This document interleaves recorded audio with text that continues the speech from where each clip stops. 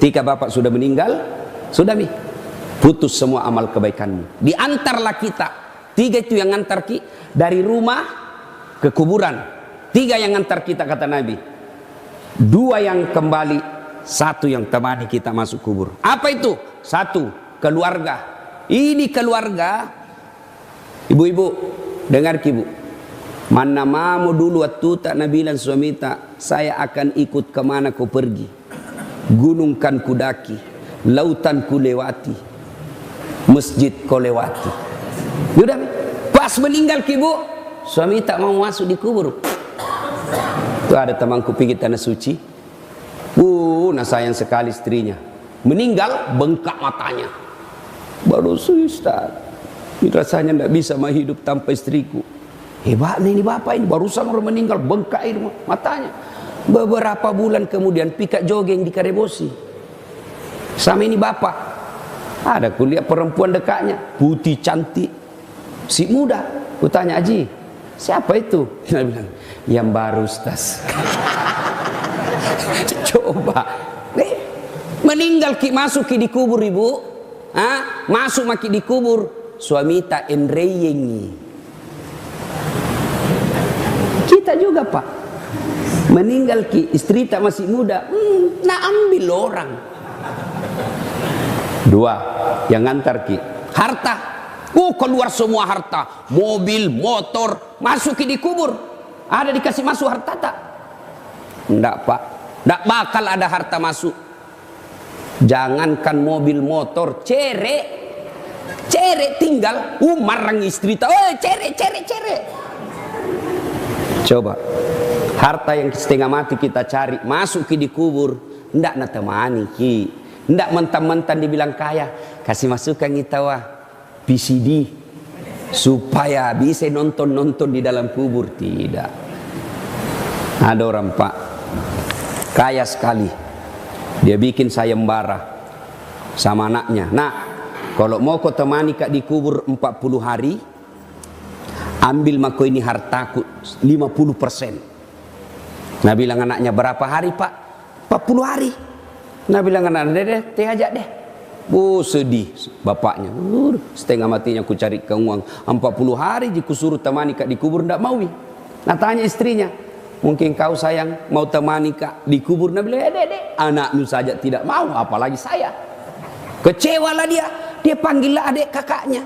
Sini kau dulu dek, sini dulu kak, temani kak 40 hari di kubur, ambil ini hartaku, kubikinkan kau ruang khusus, ada AC-nya, ada TV-nya, 40 hari mau kau temani kak di kubur. Apa Nabi bilang saudaranya, anak istrimu saja tidak mau, apalagi saya. Kecewalah dia. Dia bikinlah sayembara di kampung, siapa yang mau temani saya 40 hari, ambil hartaku 50%. Wah, didengar fakir miskin. Senang ini fakir miskin, kaya mah ini. Pergilah mendaftar. Setuju, tanda tangan MOU, masuk, meninggal, masuk di kubur, sama-sama. Datang malaikat penanya kubur. Begitu datang malaikat, dilihat ini orang hidup. Kenapa ada ini? Tidak jadi ditanya orang mati, ini orang hidup dulu didatangi. Kenapa dia keren nih? Nah karena dia perjanjian bos. Ada perjanjian sama orang mati. Apa nak kasih ke hartana 50% kalau kutemani 40 hari. Masa iya? Masa tidak ada hartamu? Saya orang miskin. Apa kerjamu? Saya penjual kayu. 1 ji hartaku. Apa? Kampak. Tahu kampak? Tahu kampak pak? Kampak ji saja. Itu ada ji hartamu. Mulai ditanya, itu kampakmu dari mana? 1 hari prosesnya pak. Diperiksa. Maghrib, Nabi bilang malaikat, besok dilanjutkan. Datang lagi hari kedua. Oke, halal datangnya. Kau gunakan untuk apa itu kampakmu? Dijelaskan lagi. 1 hari dijelaskan. Maghrib, besok dilanjutkan. Hari ketiga datang lagi. Siapa yang beli itu kayumu? Dia jelaskan lagi. 1 hari. Hari ke-40, semua orang sudah di atas menunggu. Selama kita ini. Dapat harta 40-50%. Lompat keluar ini orang miskin. Tepuk tangan semua orang, jago 50%. Nah bilang apa? Teh aja, ambil ini kampas saja, ndak mau kak. Ini kampas saja 40 hari ya ditanya. Ini saja kampak 140 hari saya ditanya, bagaimana kalau ku ambil ini 50% aja deh, ambil semua mau ku ini.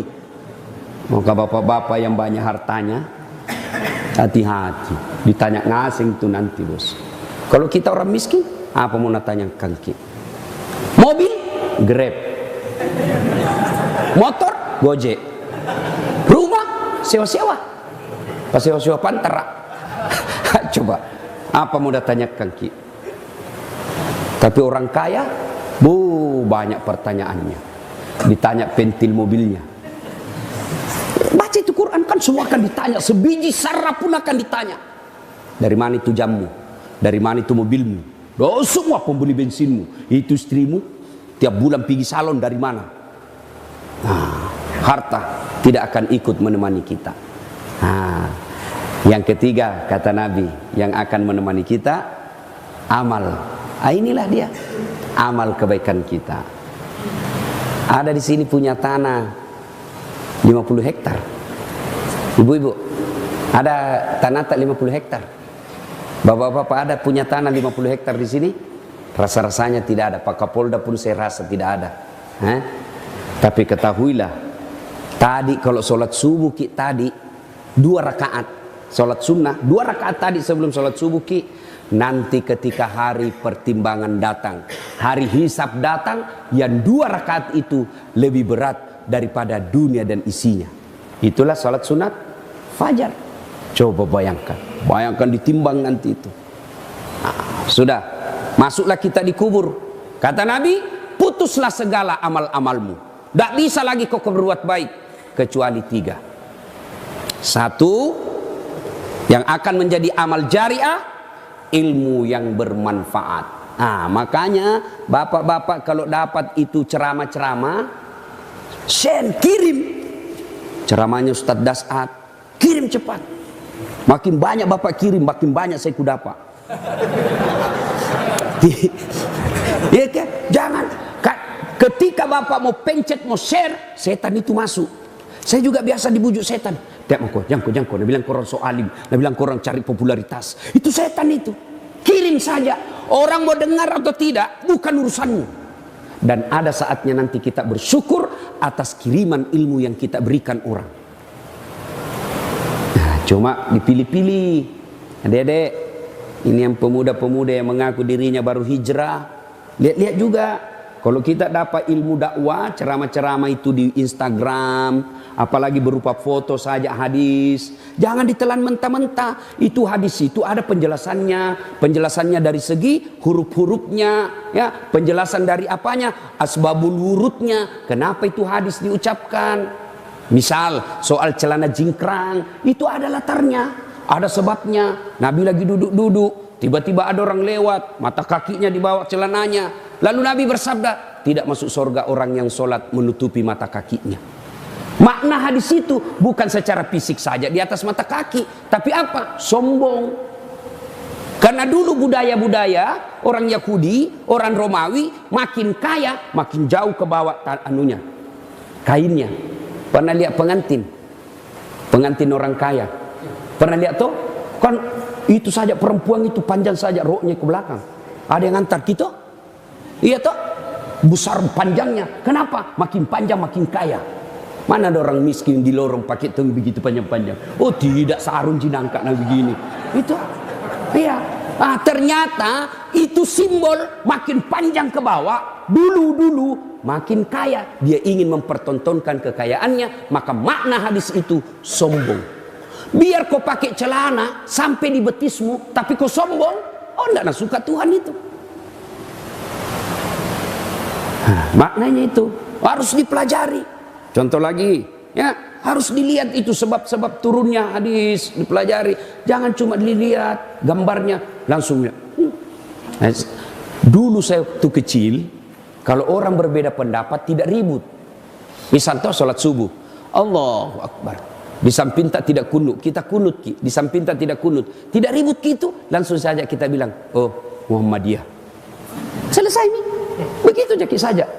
Jika ada keluarga meninggal, malam ada taksiahnya, ceramahnya, tapi tidak ada kue dibagi-bagi, langsung bilang Muhammadiyah ini tidak ada kue dimakan. Kan dulu-dulu toh, dari ribu-ribu orang. Dipanggil ki malam kedua, tidak mau maki datang. Kenapa? Kada dede setengah mati, tidak ada tong kue-kuena. Itu sebabnya ulama dulu nasari kue. Iya kan? Itu sebabnya ulama-ulama dulu.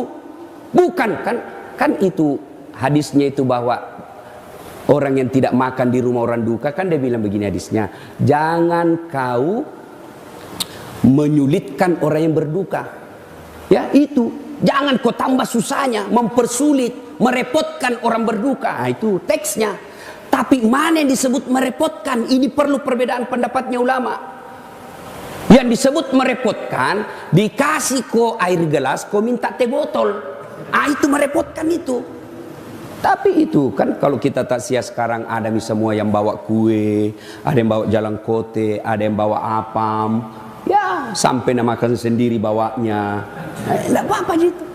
Ya, ini ilmu yang bermanfaat. Jadi, adik-adik, ilmu yang bermanfaat itu, Bapak Ibu, itu yang akan lari terus amal tak. Meskipun kita sudah di alam kubur, melari terus. Ada yang baca lagi itu video kita, ada lagi yang baca kita punya share ceramah, maka itu akan menambah amal-amal ketika kita di alam kubur. Yang kedua, pembangunan yang bermanfaat.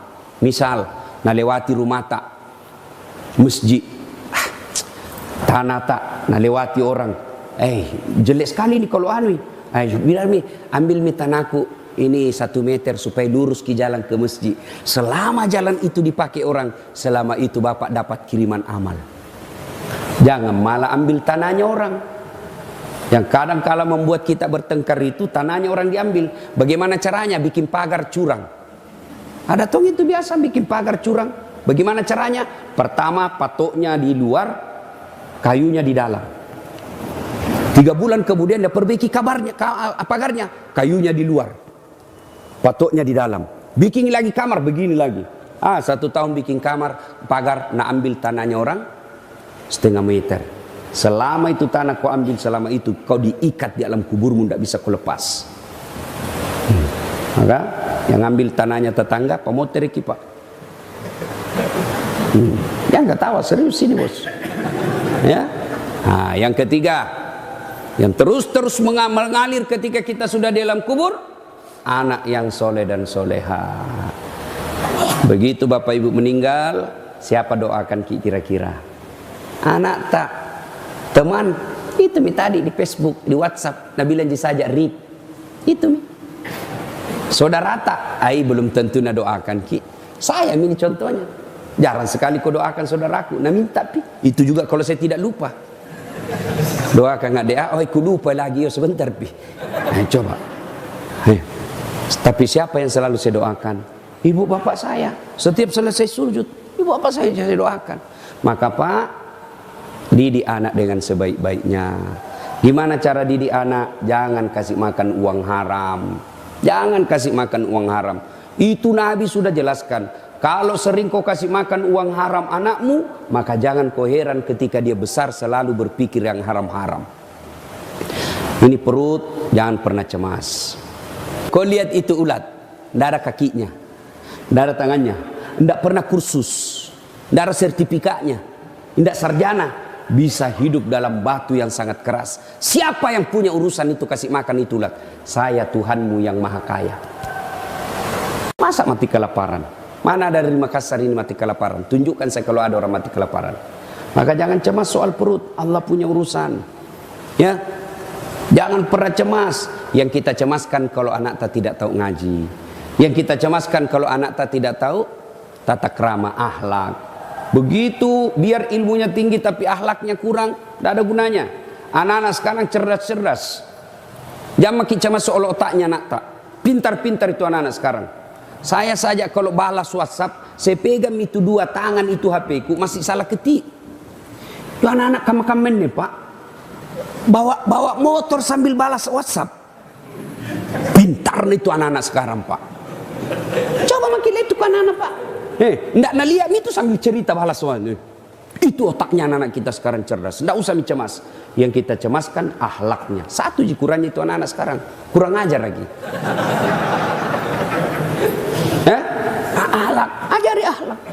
Saya masih ingat waktu saya kecil, kalau pikir pinjam gula, kan dulu waktu tak kecil itu tidak ada istilah beli kalau tetangga, barter. Pikir pinjam gulanya itu tetangga, nah ada tamu habis gula pasir. Nah ajar gitu mama tak. Nah kalau bicara ko, tudak ko yolo nah, tudak ko yolo. Ajak mu tetong, duduk ko dulu nak, jangan ko berdiri bicara, kurang ajar itu. Dulu diajarkan. Sekarang siapa yang ngajar anak tak? Siapa yang ngajar anak tak sekarang? Orang tua nak tidak. Siapa yang ngajar anak tak? Handphone. Siapa yang ngajar anak tak? Televisi. Orang tuanya ndak mengamuk anaknya, langsung nak kasih HP. Ini nak, main game kok. Karena mamanya juga sibuk main game. Cek makala. Nah, ibu bapak saudara-saudara sekalian, tiga inilah ketika kita sudah masuk dalam kubur yang akan jalan terus. Dan sedekah, bersedekahlah, bapak ibu bersedekah. Jangan pernah pelit, karena demi Allah tidak ada orang bangkrut gara-gara rajin sedekah. Bersedekahlah agar kalian kaya. Jangan tunggu kaya baru bersedekah. Ustaz, ya tentu beda sedekahnya Pak Kapolda dengan Satpol PP.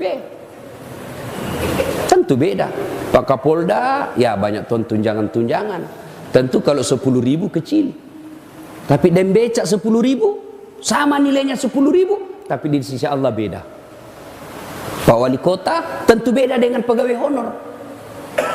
PTT, pegawai tidak tetap. 10 tahun TTP tetap tidak pegawai.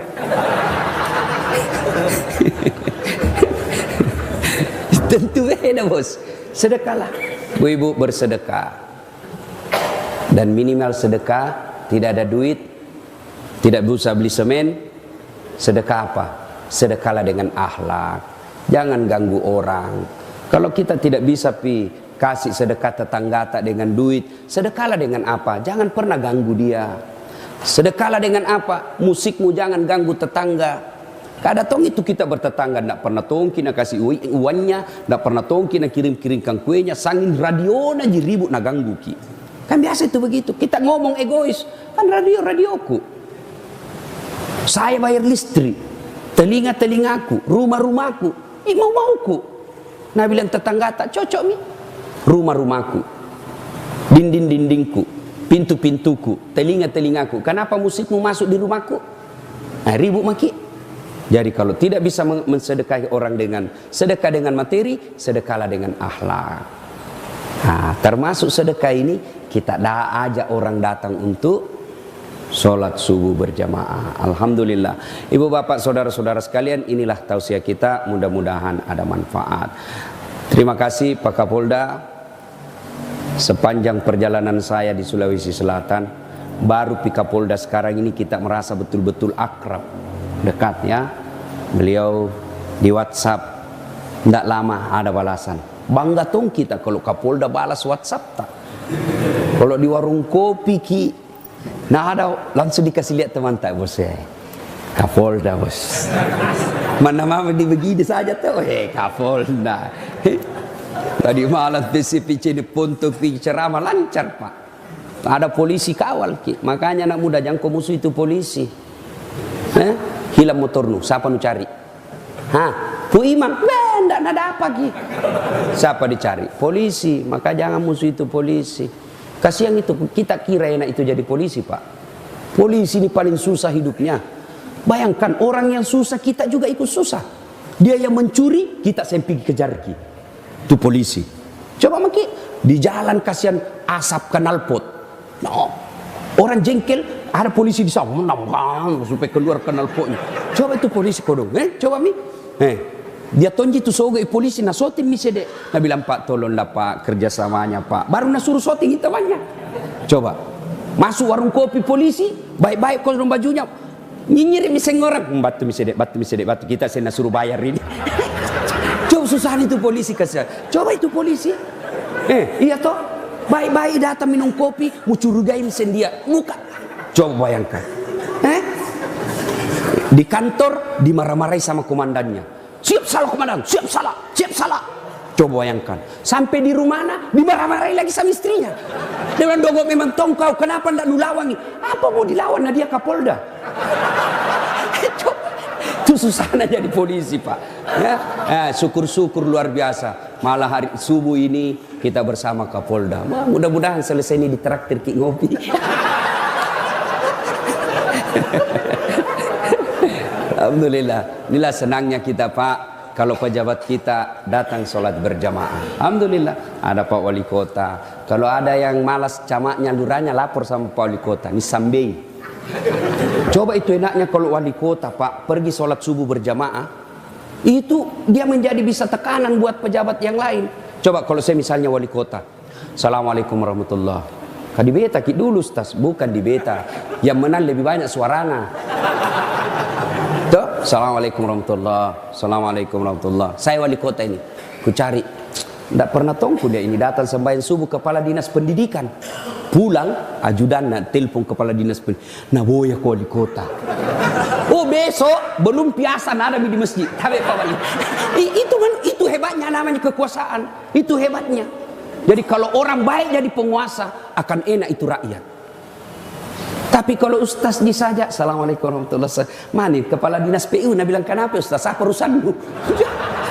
Tapi kalau pejabatnya datang, oh coba. Inilah pentingnya kekuasaan berada di tangan orang-orang baik. Maka nanti kalau pilih wali, jangan lalu salah pilih. Ya, jangan lagi bilang wani piro. Malah nak tulis di rumahnya siap menerima serangan fajar. Ada tongku lihat begitu. DPR RI 500, DPR provinsi 300, DPR kota tergantung situasi. Baru nak tulis 9 suara, mohon maaf keras kehidupan. Hancur toh, di mana nak hancur ini kodon cale? Nah, serius sampaikan kepada saudara-saudara kita nanti yang pulang. Sikapi pemilihan wali kota dengan secerdas-cerdasnya. Jangan bertengkar gara-gara beda caleg. Jangan bertengkar gara-gara beda pilihan. Ya. Jangan baku musuh gara-gara beda pilihan. Kita tim sukses silahkan urus calonnya masing-masing dengan tidak menjelekkan calon orang lain. Ya. Siapa calonmu? B. Kau? A. Tidak apa-apa, sama-sama Jiki. Toh, siapapun jadi wali kota, kita tetap jamaah di masjid. Ya begitu saja. Kan tidak nak kasih jago itu warna. Lagi, apalagi mau percaya janji-janji politik. Nah, gak bagi-bagi kartu namanya. Ada masalahmu telepon 24 jam. Sekali nak terpilih, nak ganti nomor HP nah. Menghindari tagihan baleho. Demikian, mari kita kirimkan suratul Fatihah kepada Rasulullah Muhammad SAW. Khasiat dan keutamannya kita ikhlaskan untuk orang tua kita masing-masing. Al-Fatihah. A'udzubillahi minasyaitonir rajim. Bismillahirrahmanirrahim. Alhamdulillahirabbil alamin arrahmanir rahim. Iyyaka na'budu wa iyyaka nasta'in. Shiratal ladzina an'amta 'alaihim. Amin. Terima kasih, lebih dan kurangnya mohon dimaafkan. Nun wal kalami misturun billahi fi sabilil haq.